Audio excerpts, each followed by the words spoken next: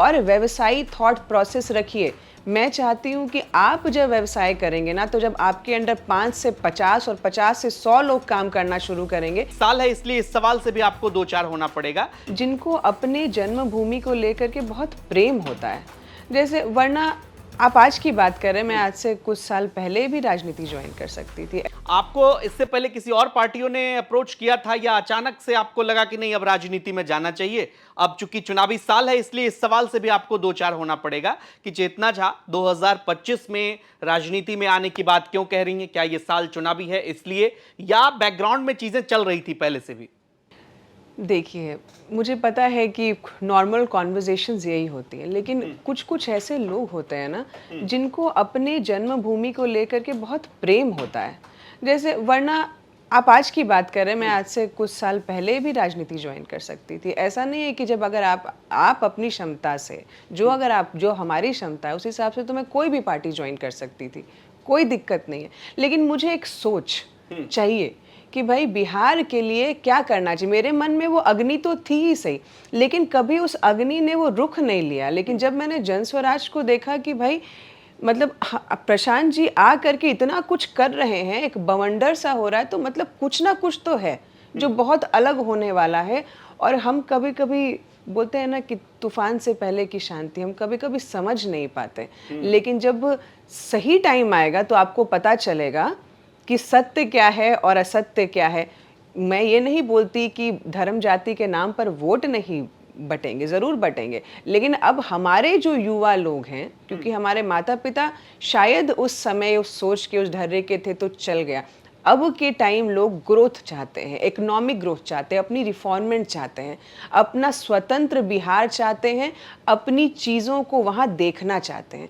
और जहाँ तक राजनीति की बात है पर्सनल लेवल पर, तो मैंने राजनीति इसलिए नहीं चुनी क्योंकि मुझे इच्छा थी। मैंने राजनीति इसलिए चुनी क्योंकि मुझे ऐसा लगा कि जो मैंने सामर्थ्य, जो एक शक्ति कमाई है, जो भगवती की कृपा से मुझे प्रदान हुई है, उसमें मैं अपने युवाओं के लिए, अपने आने वाली पीढ़ी या बच्चों के लिए कुछ कर तो पा रही हूँ, लेकिन इतना ज़्यादा नहीं कर पा रही जितने इच्छा, जो मेरी इच्छा है। तो तब मैंने जो है जन स्वराज का हाथ थामा और मैंने सोचा कि शायद ये एक सोच है कि बिहार अब बदलने का समय आ गया है और एक सही दिशा को पकड़ना सबसे उचित है। ठीक है, अब एक सवाल आपकी पार्टी के सूत्रधार प्रशांत किशोर को लेकर है।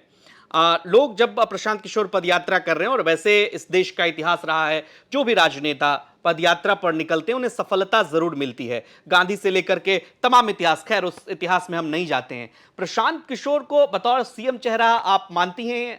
मतलब उनको खुद तो प्रशांत किशोर नहीं कहते। चेतना झा, आप क्या समझती हैं कि क्या प्रशांत किशोर को बिहार का मुख्यमंत्री बनना चाहिए? ये बात आपने सच बोली कि आदरणीय प्रशांत किशोर जी ने कभी भी ये नहीं बोला कि मैं मुख्यमंत्री का चेहरा हूँ।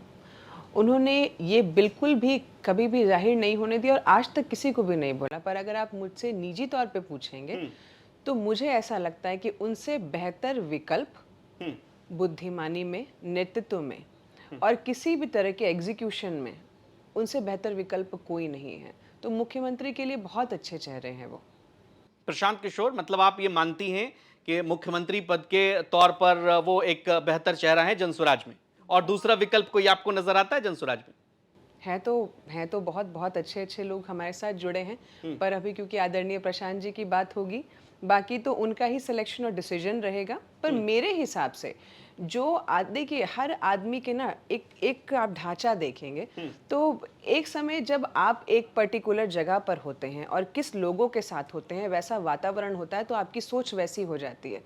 लेकिन जब आप नीचे के रेल्म में उतरते हैं और जब आप उस सत्य को देखते हैं, तब आपको पता चलता है कि और क्या क्या चीज़ें हैं। मैं तो सिर्फ सुन रहा था।